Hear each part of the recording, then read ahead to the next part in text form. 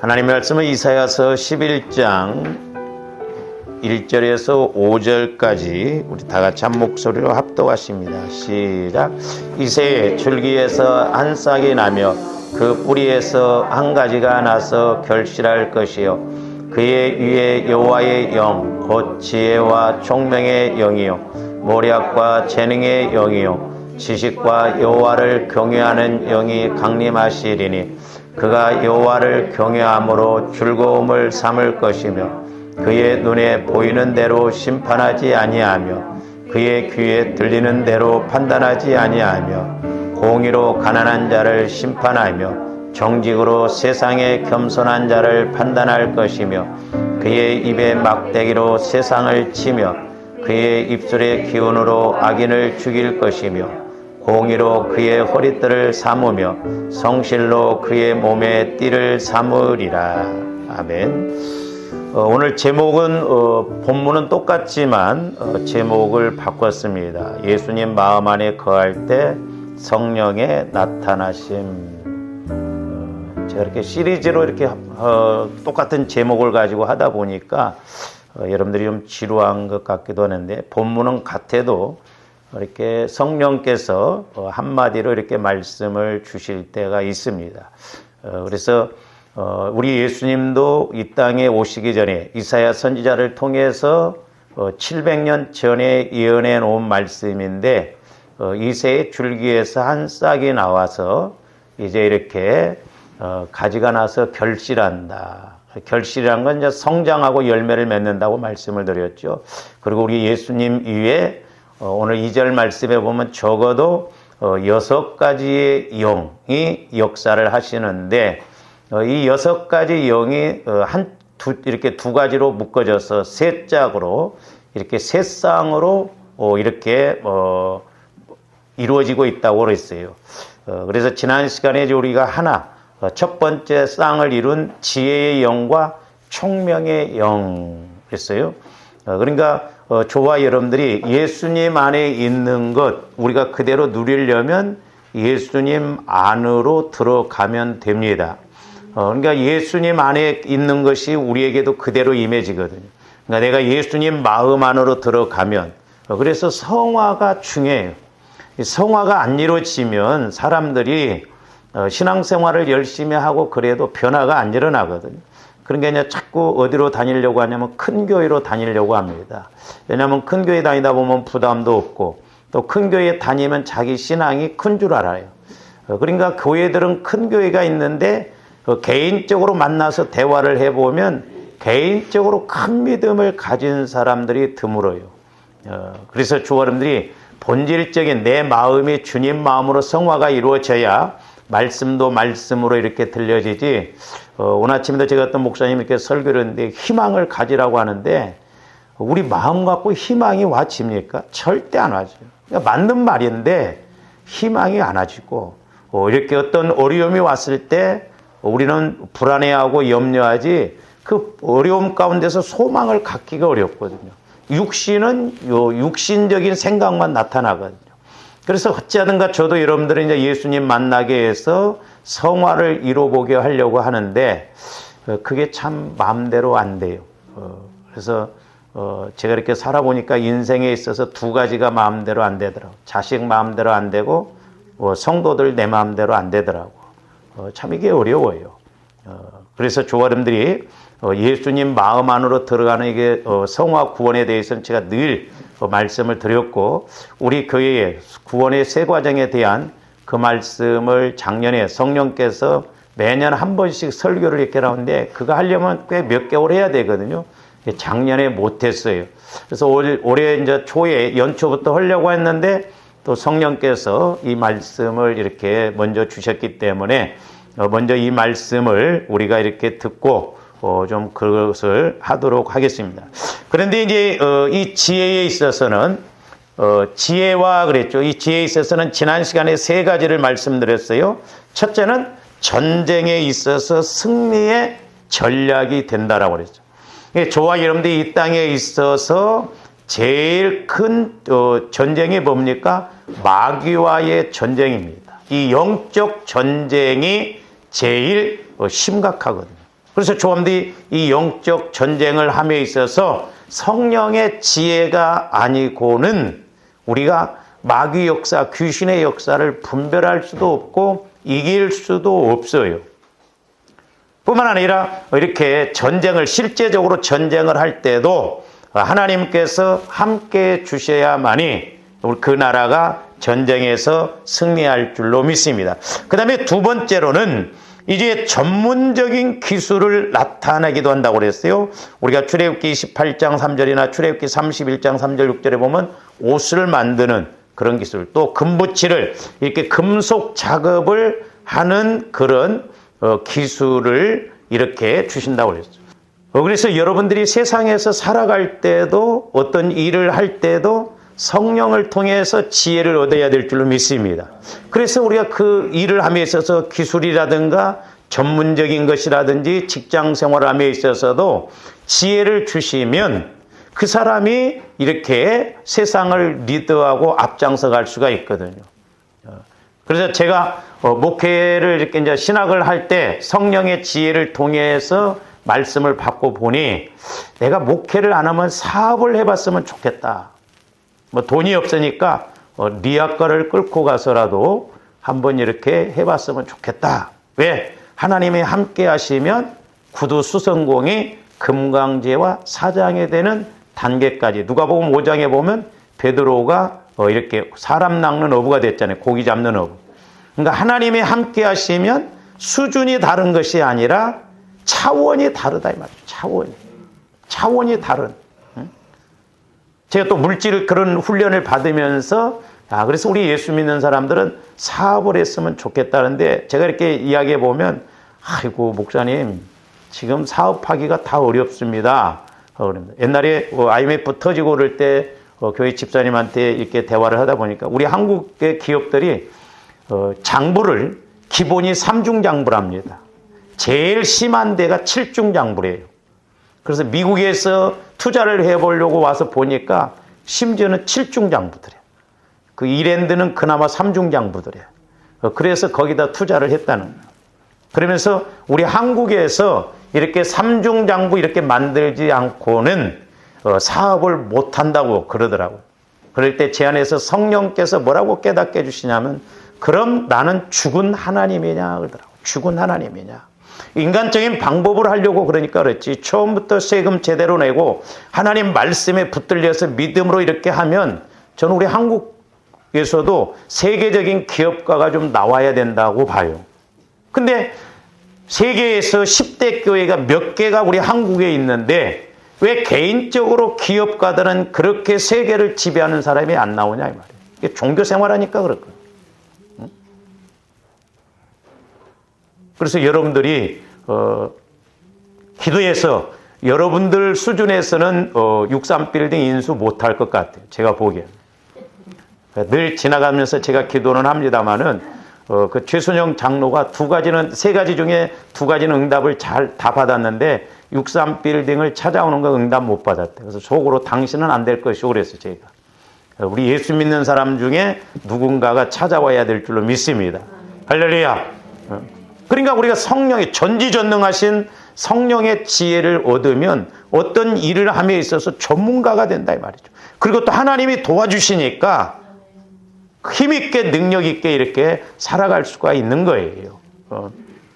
그 다음에 이제 세 번째로는 정치 지도자들과 국가 관리들의 통치 행위와 관련될 때도 이 지혜를 주셨다라고 우리가 지난번에 신명기 34장 9절이라든가 사무엘하 14장 20절 이렇게 사울 왕에게도 처음에는 성령을 통해서 기름 부으니까 그런 지혜가 왔다고 그랬죠. 다윗도 마찬가지고. 이제 오늘 드리고자 하는 말씀은 뭐냐면 네 번째입니다. 이 지혜가 우리에게 와지면 무엇보다도 저와 여러분들이 바른 상황 판단과 그에 따른 조치를 잘 취하는 것입니다. 저희가 아는 그 권사님 한 분이 그런 이야기를 하더라고요. 목사님, 성령의 지혜를 받으니까 지혜가 와지니까 이렇게 상황 판단을 빨리빨리 하면서 일에 그런 능력이 쉽더라는 거예요. 그렇습니다. 성령께서 이렇게 지혜를 주시면 어떤 상황이 왔을 때, 어떤 문제가 왔을 때 우선순위가 보여지게 되고, 어떻게 해야 이게 효과적이고 어떻게 해야 이것이 빨리 해결될 수 있는가를 알거든요. 근데 사람들이 그렇게 하려고 하지는 않거든요. 인간적인 방법으로 하니까 하나 해결하려다가 오히려 두 개 문제가 터지는 경우가 볼 수가 있거든요. 그래서 저와 여러분들이 분별을 잘해야 돼요. 상황 판단이, 영적 상황 판단을 잘해야 돼요. 근데 우리는 상황윤리, 육신적인 상황윤리 따라갑니다. 그렇게 가면 안 돼요. 우리는 말씀으로 분별해야 될 줄로 믿습니다. 자, 사무엘하 20장 22절 한번 봅니다. 이에 여인이 그의 지혜를 가지고, 저기도 보면 지혜를 가지고 모든 백성에게 나아가매 그들이 비그리의 아들 세바의 머리를 베어 요압에게 던지니라. 이에 요압이 나팔을 불매 무리가 흩어져 성읍에서 물러나 각기 장막으로 돌아가고 요압은 예루살렘으로 돌아와 왕에게 나아가니라. 여러분들 이제 사무엘하 20장을 보면 이 비그리의 아들 세바가 불량배라고 그랬어요. 근데 이 사람이 다윗을 배반합니다. 그리고 막 사람들을 막 선동을 해가지고 다윗을 배반하게 해요.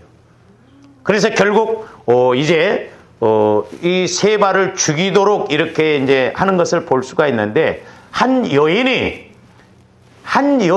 지혜를 통해서 저 비그리의 아들 세바를 죽여요. 그래서 요압에게 그걸 알립니다. 그러니까 저건 뭐예요? 지혜를 통해서 사람 죽이라고 하는 것이 아니라 어떤 바른 상황 판단, 그리고 거기에 따른 바른 조치를 할 수 있도록 그렇게 성령께서 지혜를 주시는 거예요.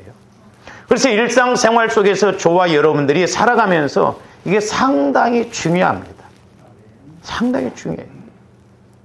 제가 목회자로서 뭐 세상에 나가서 일은 안 해보지만은 때로는 여러분들을 볼 때 좀 우선순위를 이렇게 했으면 좋겠지 않는가, 그런 생각을 가질 때가 있거든요. 그럼 왜 그래요? 하나님의 시각, 성령의 지혜를 통해서 이렇게 보게 되기 때문에 그렇거든요. 그래서 하나님의 시각으로 우리가 보고 판단하는 그런 은혜가 있어야 될 줄로 믿습니다.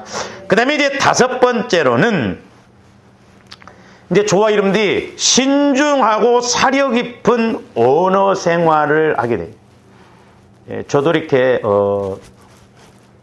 말주변이 없어요. 제가 애시당초부터 예수를 벌써 좀 어려서부터 믿고 그랬더라면 두 가지를 좀 많이 해놨을 걸 하는 생각이 들어요. 하나는 영어 공부, 하나는 좀 책을 많이 읽었으면 좋았었겠다. 근데 제가 이렇게 성령을 통해서 깨달아도 전할 때는 60%, 70%도 제대로 못 드려요. 그래서 제가 이렇게 그 조용기 목사님 같은 분은 보면 워낙 책도 많이 읽고 언어가 풍부하기 때문에 하나 가지고도 막 10개를 설명을 하더라고. 우리 유재영 목사님도 오셨습니다만 우리 유재영 목사님이 표현을 잘해. 제가 그런 면에 너무너무 부러워. 저는 말주변이 없어요. 그리고 사모님한테 늘 지적당하는 거, 조리 있게 말을 좀 잘하라는 거, 쉽게. 그걸 못해요, 제가. 참 너무너무 안타까워.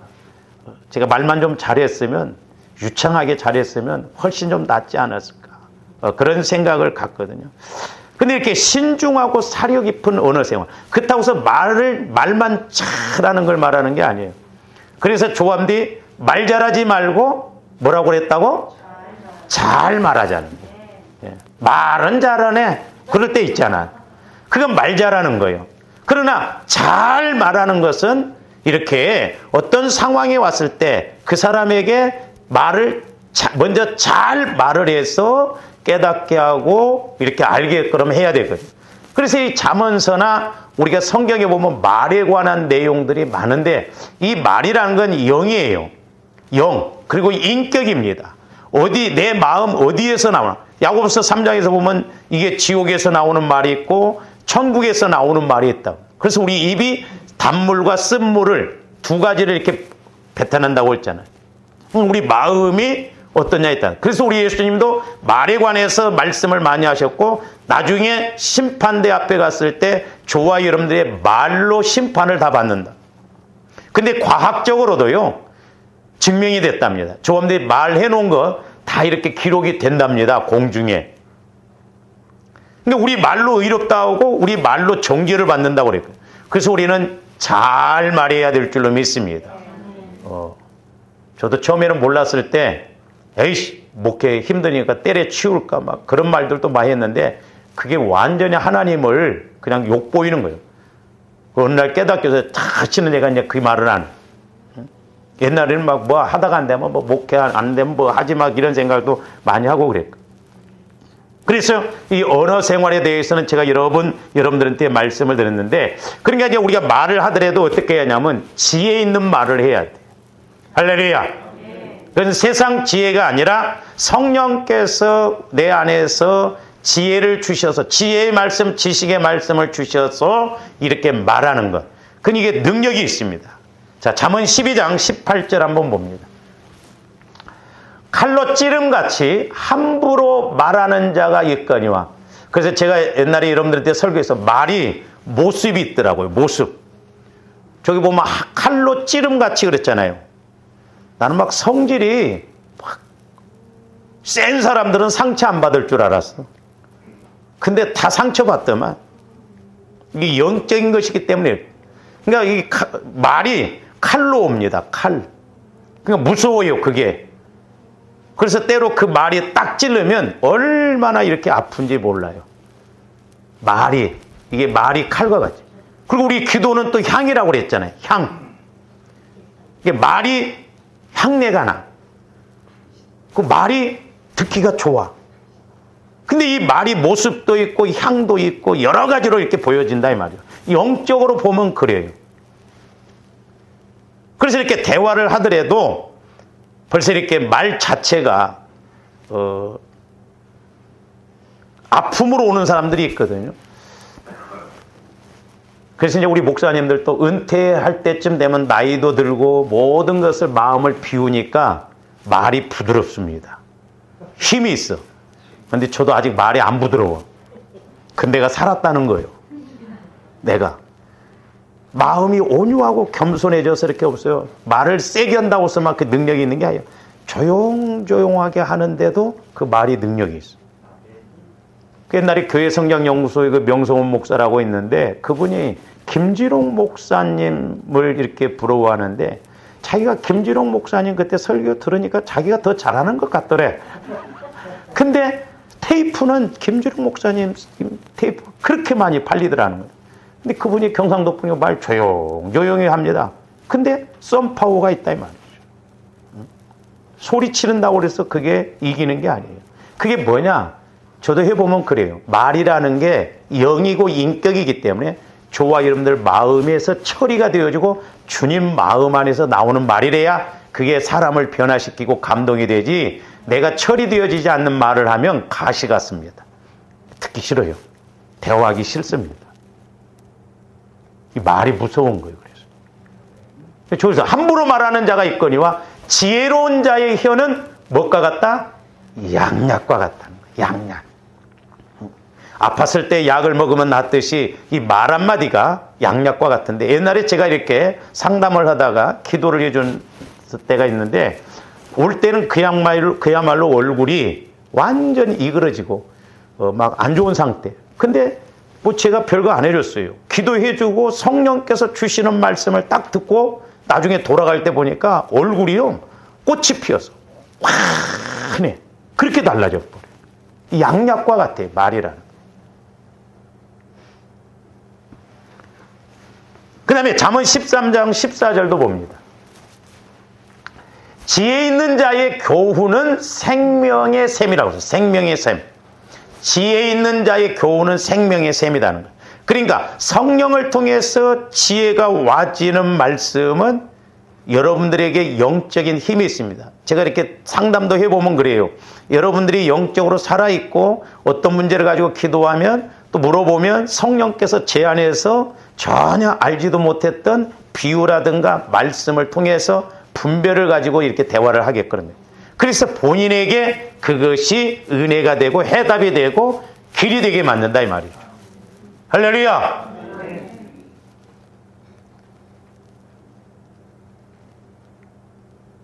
그래서 옛날에 이제 어떤 제 동기 목사님은 뭐 비유의 은사도 있나 보다고 그렇게 말하고, 목사님은 상담의 은사가 있는 것 같다. 저는 물론 상담에 대해서 좀 공부를 했습니다만은, 그래서 저를 개인적으로 이렇게 대화를 많이 하는 사람들은 좀 이렇게 변화가 일어나요.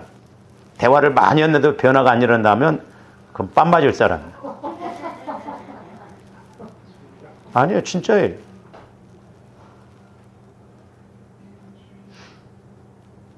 그래서 제가 이 청년들을 전도사 때 10명 가르치니 8명이 주의 종으로 갔어요. 저하고 이렇게 대화를 하면 제가 하는 게 아니기 때문에 그렇죠. 해답을 얻는다는 거예요. 아이고, 뭐 목사님하고 대화해봐도 해답 없더만 뭐. 그럼 알아서 생각하시고. 저기 보면 지혜 있는 자의 교훈은 생명의 세민이 사망의 그물에서 벗어나게 한다. 사망의 그물에서. 이게 참 중요해요. 그래서 이 말 한마디가 얼마나 힘있고 능력이 있는가를.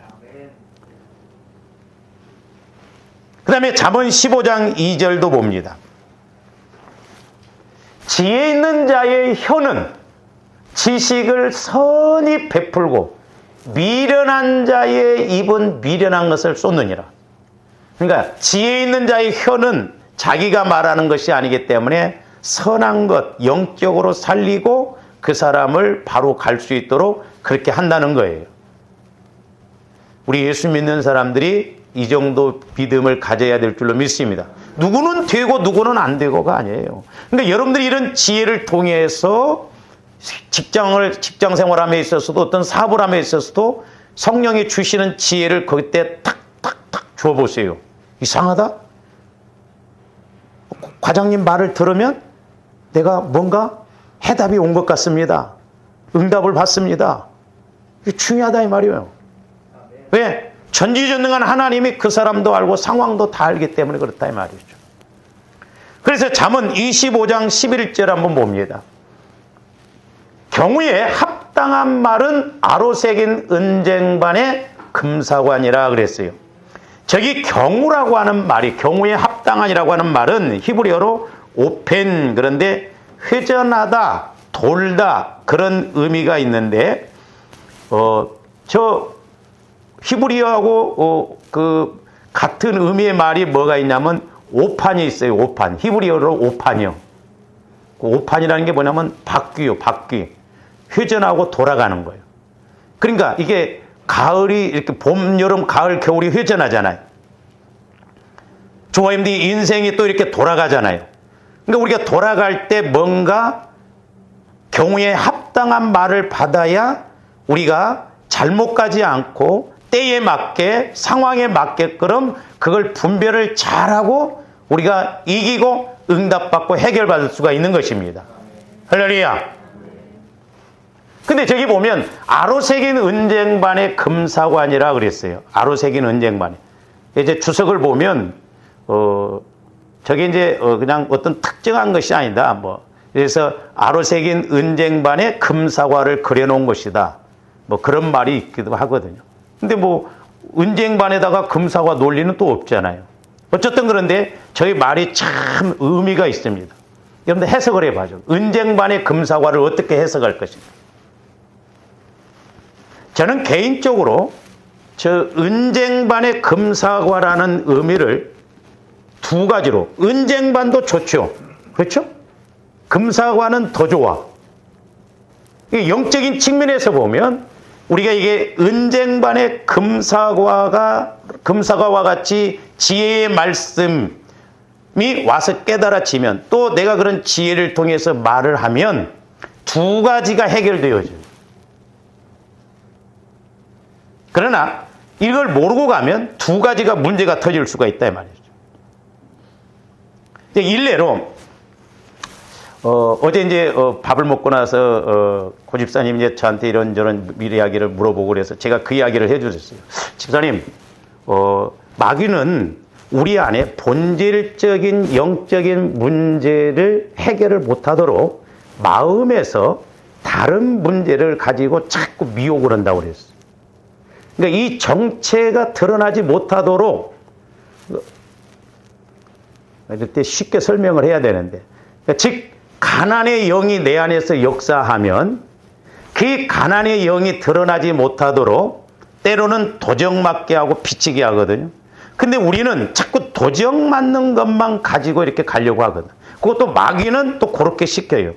그러니까 예를 들어서 또 쉽게 말하면 남자들, 어떤 내 안에 영적인 것을 해결하지 못하도록 마귀가 자꾸 뭐 술을 먹게 한다든지 미워하게 한다든지 그렇게 해요. 그래서 철저하게 이것을 회개를 하면 이 정체가 드러나거든요. 이걸 알아야 돼. 그러면서 이제 꿈을 2번 꿨는데, 개인적으로 물어봐요, 여러분들이. 간단하게 말하면, 몸에서 이렇게 고기들 비늘 벗겨내는 것처럼 계속 벗겨냈는데, 꿈에서도 징그럽더라는 거예요. 말하면서 소름 끼친다고. 그러니까 이런 영적 상황을 조함들이 알아야 돼요. 그러니까 이걸 모르고 가면 이거 회개 안 합니다. 근데 요즘 기도를 막 간절히 하고 그러니까 오늘 기도도 은혜가 되잖아. 응? 무시 못해요, 그러니까 그게. 그러면서 그 이튿날 꿈을 꿨는데, 제가 집사님을 안 쳐다보고 그렇게 울고 있더라는 거예요. 그래서 꿈의 목회자는 하나님의 대리자라고 그랬어요. 근데 제가 금요일 날 아침 대성통곡이라고 그랬습니다. 실제로 강대에서. 얼마나 성령께서 눈물을 빼시는지. 제가 울고 나니까 눈이 막 붓더라고요. 그러니까 영적으로 모르니까. 신앙생활을 수십 년을 했는데도 아직 내 안에 이런 영적인 걸 처리하지 못하고, 그러니까 하나님이 얼마나 안타까워요. 우리 오해하면 안 됩니다. 천국은 1등, 2등, 3등이 없어요. 분명히 사도 바울도 고린도전서에 보면 경계하는 자가 경계하는데 상 받는 사람은 하나라고 그랬어요. 2등, 3등 없습니다. 신앙은 중간지대가 없어요. 가면 갈수록 내가 알곡 쪽으로 가냐? 아니면 가면 갈수록 쭉정이 쪽으로 가냐? 근데 우리 목사님들이 쭉정이 설교는 잘 안 하시더라고. 가라지는 교회는 다니지만 구원 못 받은 사람을 말해요. 제가 어떤 안수 집사님도 물어봤어요. 지금 죽어도 천국 갈 수 있냐니까 자기는 확신이 없대요. 그건 가라지예요. 근데 저와 여러분들이 구원은 받았다고 하는데 내가 주인 되어서 신앙생활하는 사람들이 있습니다. 근데 어린아이 신앙, 사도 바울 이야기, 이건 쭉정이에요. 그런 사람들이 부지기수예요. 그러니까 저와 여러분들이 성령의 인도를 받아야 돼. 적어도 성령과 교제가 이루어져야 우리가 뭘 알아도 알잖아요. 성령의 인도를 못 받고 우리가 신앙생활한다? 그건 오해예요. 지식적으로 하는 거예요. 변화 없습니다. 그래서 제가 신앙 고백은 2가지 차원에서 해야 된다고 그랬어요. 여러분들이 날마다 내 약함을 봐야 돼요. 모태로부터 형성되어져서 내가 상처받고 쌓여있는 것이 뭔가. 흔히 그것이 성인 아이라고 그래요. 어른이 되었어도 어렸을 때 상처를 충격적으로 받아놓으면 어떤 그 부분이 오면 예민하게 반응합니다. 못 넘어가요. 막 성질을 있는 대로 냅니다. 그럼 왜 그래요? 어린아이 마음으로 그걸 대하니까 그래요. 그러니까 넘어가도 될 일인데 못 넘어가는 것이 그래요. 그러니까 그런 것을 추적을 해보면 돼요.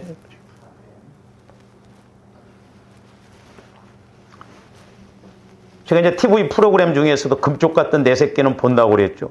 어제도 일을 하고 가는데 피곤하는데 그 금쪽 같던 내 새끼는데 어제 많이 울었네. 여러분들은 그런 거 안 보고 못 봅니까? 좀 그런 거 보고 고쳐나가 보세요. 그 젊은 엄마가 죽었는데 그 아들이 9개월 동안 은둔 생활을 하더라. 학교를 안 다니고 아주 영재였는데 그 상처를 받았구나. 남편도 그렇고. 그러면서 이제 집사람하고 그런 이야기를 했어요. 그러니까 여러분들이 애들을 키울 때도요, 너무 오냐 이렇게만 키우지 마세요. 제가 이제 그것을 보고 난 다음에 결론이 뭐냐면 그 엄마가 하나에서 10까지 다 애가 공부도 영재고 잘하니까 막 그렇게 다 해줬어. 그 공부 못한다고 막 뭐라고 하니까 그런 분. 근데 갑자기 엄마가 죽어버리니까 음주 사고로 그 사고하는 죽으니까 다 해줬는데 이제 그 엄마가 떠나버리니까 충격이에요. 그래서 애들은 어렸을 때는 이렇게 해주지만 지 스스로 할 일은 지 스스로 해줘야 돼. 하게끔 해야 된다니까. 무조건 잘해준다고 해서 그게 잘하는 게 아니에요. 나중에 어떤 문제가 생길 때 마마보이라고 그러잖아요. 나이가 30살, 40살에 먹었어도 아버지 아직도 여전히 캥거루처럼 엄마가 용돈 주고 부모가 그렇게 하는지. 어렸을 때 그렇게 가르쳐 놓으니까 그런다. 이 말. 그렇다고 해서 또 너무나 막 윽박지르고 그런 건 아니고 이게 참 그러니까 참 조화 있게 잘해야 되는데 우리가 그게 어려워요. 근데 애가 충격을 받아버리니까 밖에 나가지를 못하는 거예요. 나가면 자기가 어떻게 될 것 같아요. 그리고 오은영 박사가 이야기를 잘했더라고요. 엄마 사고 나는 거 충격을 보니까 자기가 나가면 어떻게 자기가 될 것 같으니까 집에 있는 것이 제일 안전하다 생각하니까 못 나와. 9개월을 그렇게 있더라. 그래서 이게 참 영적인 것이 그래서 무섭습니다. 무서워요. 그래서 저와 여러분들 안에 있는 그런 것을 자꾸 치유를 받아요. 그래서 내 안에 있는 이 영적인 것, 이것을 알고 또한 어떤 영적인 것이 내 마음을 통해서 방해하는 것, 좀 더 유독 약한 부분이 있잖아요. 경우에 합당한 말은 이것도 처리하고 이 안에 있는 것도 알게 해주는 거예요. 그래서 흔히 우리가 2마리 토끼 잡는다고 그러잖아요. 누이 좋고 매부 좋고 도랑치고 가재 잡고. 그러니까 뭔 말이냐면 영적인 측면에서 보면 회개를 했어요. 회개하니까 죄의 문제 해결되어지죠. 내 약함의 문제 해결되어지죠.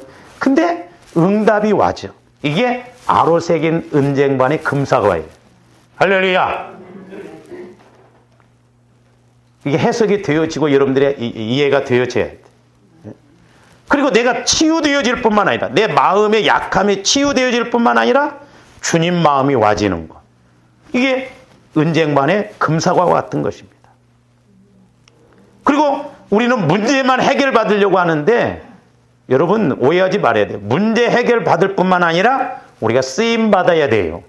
이게 아로새긴 은쟁반의 금사과예요. 2가지 것이 같이 와죠. 근데 오늘 막 힘들다. 오늘 좀 자자. 들어야 할 말을 못 들었어. 나중에 잠도 못 자게 하고 물질적으로 손해보게 하고. 그래서 주님 안에서 수고하고 힘쓰는 것이 훨씬 나아요. 할렐루야. 고생이 덜 됩니다. 그런 말이 있잖아요. 우스운 먹기는 곶감이 달다고. 단 것 같은데 많이 먹어갖고 체해버리는 거예요. 저도 곶감을 좋아합니다. 그러니까 아로새긴 은쟁반, 저와 여러분들의 어떤 마음도 해결되어지고 영적인 문제도 해결되어지고 영적인 측면에서 제가 말씀드린 거예요. 제가 목회를 하면서 이 2가지. 그러니까 저와 여러분들이 예를 들어서 이렇게 2가지를 이야기했을 때 맞아요 목사님 그래야 되는데 멍해버리면 나도 멍해져 버린다 그때. 안 받아들여. 자존심과 감정을 통해서 마귀는 그렇게 방해하는 것을 볼 수가 있습니다. 그다음에 마지막 6번째로는 시간도 바르게 사용합니다. 시간도. 좀 더 이 시간 다시 안 돌아와요. 그러니까 우리도 시간도 바르게 사용해야 되는데 시편 90편 12절 봅니다.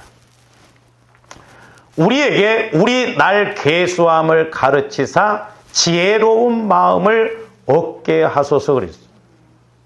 날 계수, 시간을 계산을 해줘야 돼요. 이런 표현이 그렇습니다만은 이번에 구정 때 시골로 내려가는 사람들이 있는데 다 부모 형제 만나러 가는 사람들이 있을 거예요. 근데 그 중에는 죽으러 가는 사람들이 있어요. 왜? 가다가 사고 나서 죽을 수도 있다. 좋아요. 근데 이런 걸 모르죠. 옛날에 제가 어떤 사람을 기도를 이렇게 해주는데, 길이 이렇게 있는데, 이렇게 길을 가다 홈이 이렇게 파여졌다가, 거기 빠지면 죽었어야 되는데, 하나님께서 철판 하나 딱 깔아 놓으니까 그냥 지나치더라고. 근데 본인은 몰라. 본인이 뭐라고 했냐면, 목사님, 제가 어렸을 때 홍역을 알았어서 그때 죽을 뻔했습니다. 그때 하나님이 살려주신 거예요. 만약에 제가 구정 때 막 집회하니까 시골 내려간 사람들은 막 뭐 어떻게 됩니다 했고 막 이런데 막 원망하고 불평하고 그래가지고 못 갔어. 그래도 말은 들어야 되기 때문에. 근데 하나님 시각으로 딱 보니까 그때 갔으면 사고 났을 텐데 안 가기 잘했다. 그런 걸 볼 줄 알아야 된다. 목사님, 우리가 어떻게 그런 걸 할 수 있겠습니까?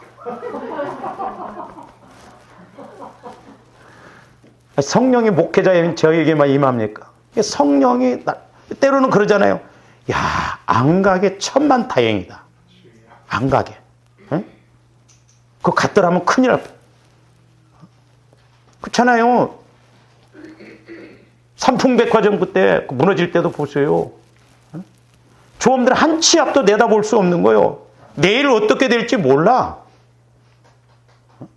근데 하나님께서 이렇게 지혜를 주시면 이 시간에 대해서도 어떻게 할 것인가를 가르쳐 주신다 이 말입니다. 그래서 날수, 너 그렇게 가면 안 돼. 너 그렇게 하다 보면 이렇게 문제가 돼. 그래서 깨닫고 기도했더니 건강도 와지고 응답도 받고 복도 받고 그렇다 이 말이요. 할렐루야.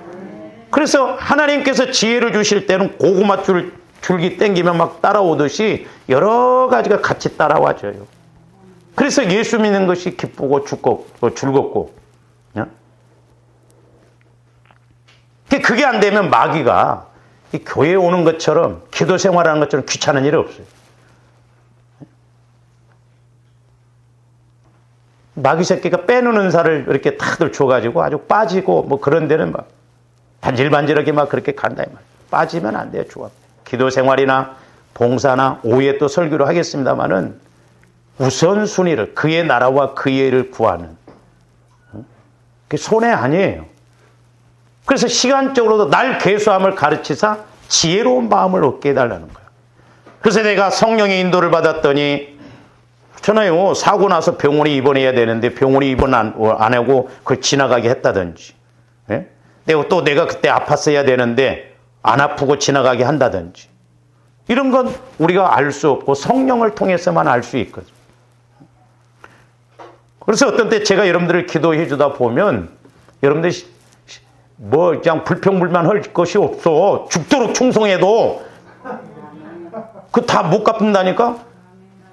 그래서 이제 앞으로는 제가 그래요. 집사님, 권사님, 20년 전에 갔을 수도 있잖아. 그 지금 살아있잖아. 그럼 할 말 없잖아. 물에 빠진 사람 건져놓으니까 보따리 내놓으라는 식으로 또 내 차례냐? 그런 쓰잘데기 없는 소리 하지 말고 복 못 받을 소리 하지 말고 누가 설날 밥 안 한다고 하는가? 내가 해야지. 막 예를 들어서 그런 믿음을 가져야지. 어떻게 하면 빠지려고. 여러분들 봉사시키려고 한 게 아니에요. 건강해야 돼요. 마음적으로도 영적으로도 건강해야 됩니다. 죽는 그날까지. 그래서 살만큼 살다가 주일날 오후 예배 딱 드리고 빠이빠이 간다 해서 화요일날 딱 장례 치르면 얼마나 좋아. 그렇지 않은 사람은 금요일날 죽어가지고 주일날 초상 치르게. 그런 권사님들 앞으로 있으면 내가 가만 안 두어. 그때는 일부러 내가 입관할 때 갈 거예요. 그래서 조화님들이 자꾸 성령을 통해서 지혜를 달라고. 그래서 조화 여러분들이 지혜를 통해서 이렇게 여러 면에서 성령의 지혜는 여러 면에서 우리에게 이렇게 역사하시는 것이기 때문에 이와 같은 은혜가 있기를 주님의 이름으로 축원을 드립니다. 기도하십시오. 사랑의 주님, 감사를 드립니다. 이제 하나님의 말씀은 살아있고 운동력이 있어 어떤 날성검보다 예리하여 우리의 혼과 영과 관절과 골수를 찔러 쪼갤 뿐만 아니라 또한 우리에게 감동으로 주셔서 교훈과 책망으로 하시는 것은 우리를 온전하게 할 뿐만 아니라 선한 일에 쓰임받도록 온전하게 하신다라고 하셨사오니 성령 하나님, 무엇보다도 저희들에게 지혜의 말씀, 지혜의 영을 부어 주셔서 우리가 이 세상을 힘있게 능력있게 이기고 승리하는 삶을 살아가게 하여 주시옵소서. 감사와 영광을 돌리오며 언제나 살아계시고 말씀하시는 예수 그리스도 이름으로 기도하옵나이다. 아멘.